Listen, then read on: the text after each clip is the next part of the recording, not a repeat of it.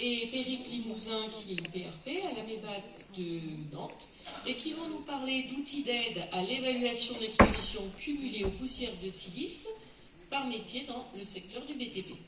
À vous. Donc, merci au comité scientifique de ces journées qui nous permet aujourd'hui de vous présenter notre travail et ses outils d'aide à l'évaluation d'exposition cumulée aux poussières de silice dans nos métiers.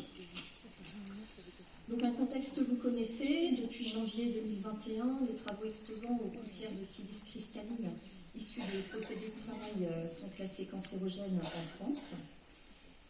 Fin janvier 2021, une recommandation de bonne pratique labellisée par la HAS a donné des recommandations pour la surveillance médico-professionnelle des travailleurs exposés ou ayant été exposés à la silice cristalline.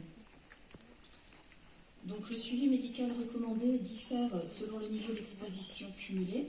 Les niveaux sont classés en catégorie intermédiaire ou forte avec une limite fixée entre les deux à 1 mg par mètre cube fois année. Par ailleurs, lors de la journée scientifique de la Société française de santé au travail du 5 février 2021, a été introduite une notion complémentaire d'exposition de faible intensité, inférieure à 10% de la VLEP, venant moduler l'instauration du suivi médical initial des salariés. Donc, pour pouvoir mettre en œuvre la surveillance adaptée, la recommandation numéro 48 de bonne pratique incite à avancer dans la connaissance des niveaux d'exposition par métier ou tâche en s'appuyant sur des données historiques et en réalisant des campagnes de mesure. Ceci afin de pouvoir classer les salariés selon les seuils d'exposition définis précédemment. Donc, dans ce contexte, le JNMST-BTP a souhaité proposer une aide pour évaluer l'exposition cumulée aux poussières de silice par métier dans notre secteur d'activité. Donc, ce travail a été réalisé pour déterminer à ce jour, en fonction des process d'hier jusqu'à aujourd'hui, les expositions passées. Il s'appuie sur les bases documentaires accessibles actuellement, ainsi que sur l'expertise des équipes santé-travail.